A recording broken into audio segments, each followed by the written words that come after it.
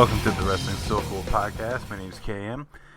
In this episode, I'm going to be interviewing James Ellsworth. We discuss a number of topics, ranging from his other fandoms, his time in WWE, his time outside of WWE, and how he was confused for Chris Jericho. That's an interesting story in itself. As well as we talk about his football teams, where he grew up, and things of that nature. It was a pretty interesting interview. I had a great conversation with him. So this is definitely worth checking out. Another episode coming up in the near future is my interview with Stan Styles. And so that will be coming up as well.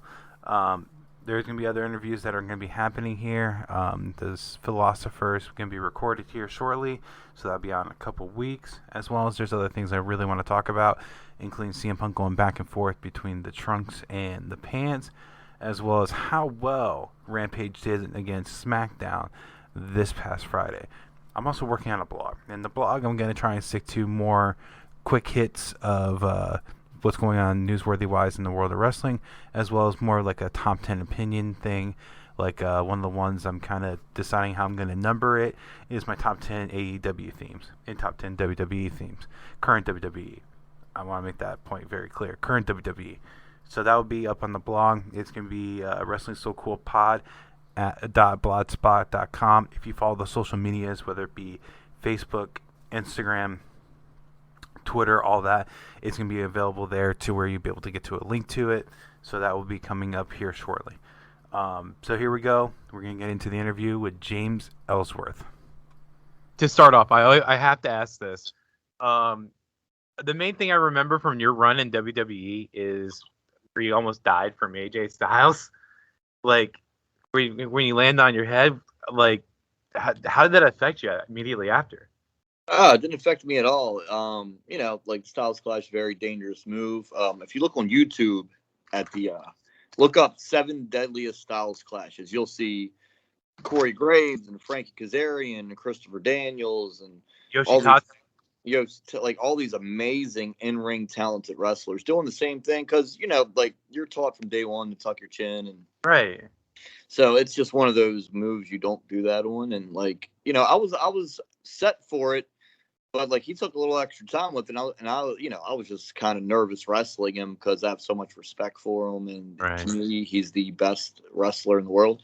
Mm-hmm. So I was like, what's going on? And I was just so nervous altogether as it was, and just a brain fart. But luckily he is the best in the world, like I said, and he protected me. Now I was 100% okay. It actually didn't hurt at all.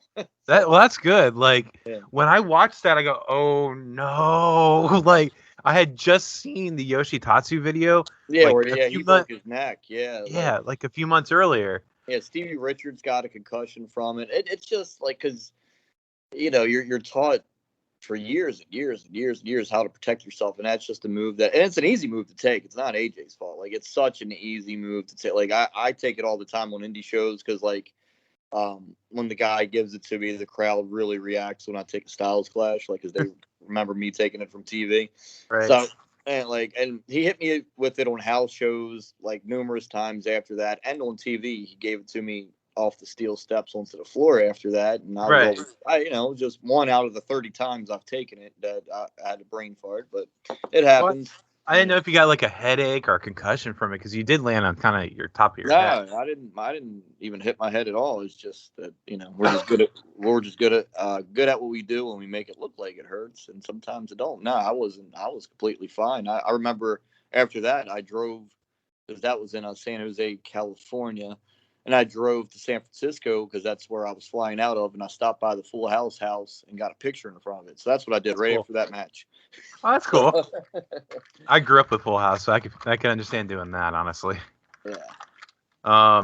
But yeah, that was one of the main things I wanted to ask because as someone watching at home, and like I said, it was one of those that had a concern. So before AJ, wasn't it that with the WWE, you kind of got a lot of attention because of the Braun Strowman, right? Yeah, I always tell everybody after the Strowman match, Vince told me right away he was going to hire me because he just saw something in me. Obviously I looked different, and I cut a good promo that day. I sold real well for Braun Strowman, so it was like all those things added up, and just Vince saw something in me, and right away he knew he wanted to sign me. So that's really That's cool, man. Let's see, we talked about Braun Strowman already.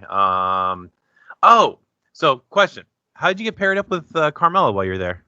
Well, it was actually we were overseas doing a European tour, and she came up to me, and like I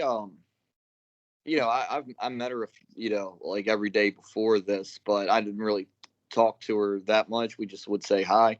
But she came up to me overseas and was like, "Hey, a bunch of the girls and I were talking, and do you know what they're doing with you after you're done with like AJ Styles and Dean Ambrose?" And I was like, "Oh, I'm not sure." And she goes, "Well, what if they paired you with one of us?" I said, "Oh, that'd be cool." I was like, "I'm down for whatever." I'm new there at the time.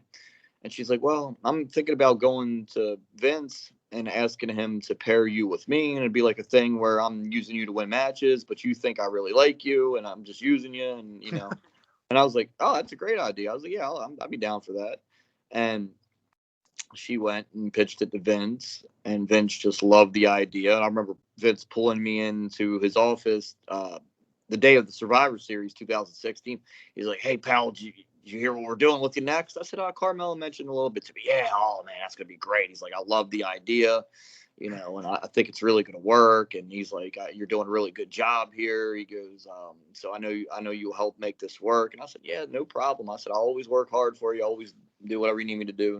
No problem." And that's kind of how that came along. And yeah, we definitely had a good time doing it. And it definitely worked out for her, for sure. So. Well, no, it was entertaining. It was very entertaining. The only thing I thought was kind of weird is that they had you grab the briefcase for the Money in the Bank. That was the best. That's what everybody remembers. Like, look, here it is. This is that's 4 years ago, 4.5 years ago, something like that. And people every day of my life bring it up. It's because it's memorable. And it caused controversy. And we always knew we were going to do the second Money in the Bank afterward. Like, we knew, because if we knew we were going to get the controversy, and like, it was a genius idea because the second Money in the Bank was on SmackDown and it popped a huge rating for SmackDown that week. And it was just good, man. Good times.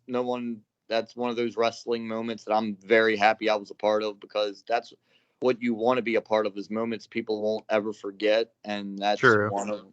That's one of them, and I loved it, man. I loved every second of it. I didn't sleep that night. I had so much fun after that, messing with like the other girls on the roster online.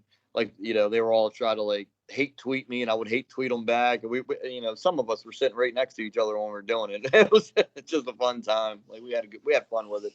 Yeah, I'm sure. How long were you with WWE? I was on their television in 2016, 2017, and 2018. So it was 3 separate years. That is the years I performed for them. So those 3 years, and I did a lot. Like in those 3 years. There's guys that are there for 10 years that didn't get as much television time as I was blessed to get, and that's the way I look at it. I wasn't ever one of their guys. I didn't go through NXT. I didn't go through the Performance Center, and they got time and money invested in those who did. So I always knew that I was a guy that was going to stick around for a while, and then they would bring back every now and then. I was well aware of that from day one. And, but yeah, I had a good, 2016, 17, and 18 there for sure. If I remember correctly, you were in world title matches too. Yep.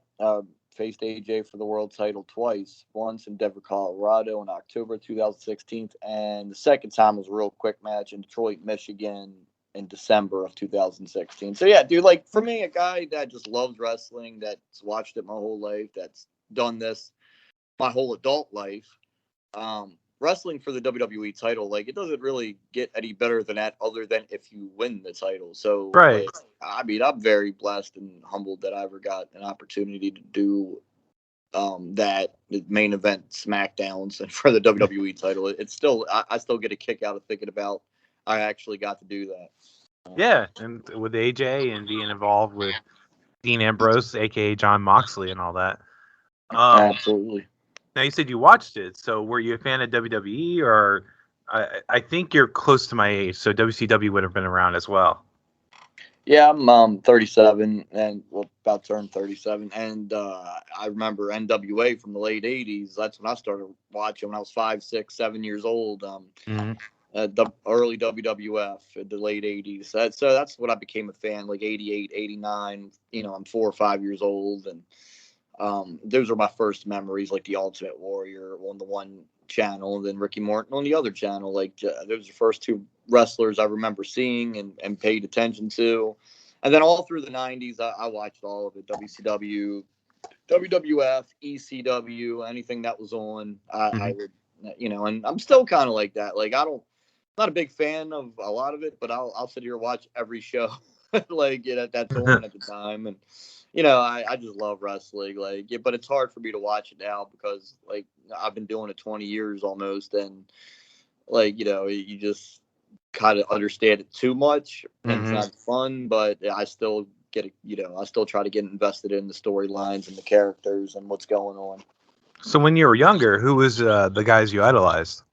Well, Shawn Michaels he became my favorite. Like, and it was early on too. Like, I liked him when he was part of the Rockers, and I always thought he was cool. And so I was a big fan of his.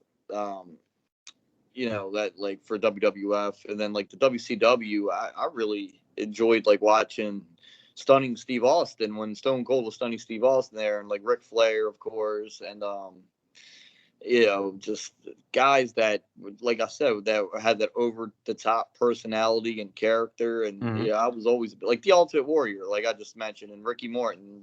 Like, Ultimate Warrior to me, he looked like such a superhero from a comic book, like that came to life. He was when I was a kid, I was like, oh, wow, this guy's so cool. And then Ricky Morton, like, he just reminded me, like, of your cool uncle. Like, this is your cool uncle with the mullet that's drinking beer and, like, he wants to, kick somebody's butt. Like, that's what Ricky Morton reminded me of. And I just, and it's crazy because Ricky Morton's a good friend of mine now, and has, I've wrestled him on independent shows. It's like I was him for Halloween last year just because I get such a kick out of Ricky Morton. He's such a great in-ring talent, always has been, one of the best ever. And so, yeah, those guys early on. But then, like, I really got into, like, the Shawn Michaels and Ric Flair and, flamboyant, charismatic characters like that. Yeah. It was funny you said about the uncle thing, because there was a guy, my stepdad was a truck driver, and he had this guy named Al. He sounded like and drank like Stone Cold Steve Austin. And I always made that connection between the two. Like, he would always talk like him. It was weird. But, yeah. I kind of was more in the WCW at the time. So you said 20 years. So you've been at it for a while. Yeah, I started June 5th, 2002. So, yeah, going on 20 years. I was 17 when I signed up for wrestling school. I was 4 days out of high school. I graduated high school on a Friday or a Saturday and joined wrestling school on a Tuesday, like 4 days later. Took all the graduation money that people give you and put it into wrestling school. Man, I just remember my parents, especially my dad, being so mad at me. Like, why are you wasting all your money on this? This is going to be a hobby. Like, and he's like, you might not even make it through wrestling school. This is not going to be easy. He's like, it's going to be hard. And, like, I just, like, to this day, I don't pay attention to any kind of negativity. I just, whatever. And I just do my own thing. I just, do whatever it is I want to do. Yeah. And now, like, here it is. 20 years later, my dad has action figures of me hanging up in his house. So he was wrong, and he admits he was wrong. It's funny, but he was just trying to protect his son, trying to get me to invest my money. So I went mad at him, but it just looking back, that he'd be like, "Ha, Dad, you were wrong. I got you." Now, did your dad see you on TV? Oh yeah, absolutely. He watched every episode I was on. So how was his reaction to you being on TV? Oh, he couldn't believe it. He's, but my dad's he's a bragger. He bragged to all his friends, like, oh, my son's this big wrestling star on television. He's wrestling the world champion, and people love him, and this is crazy. And, but 20 years ago, don't sign up for wrestling school, blah, blah, blah.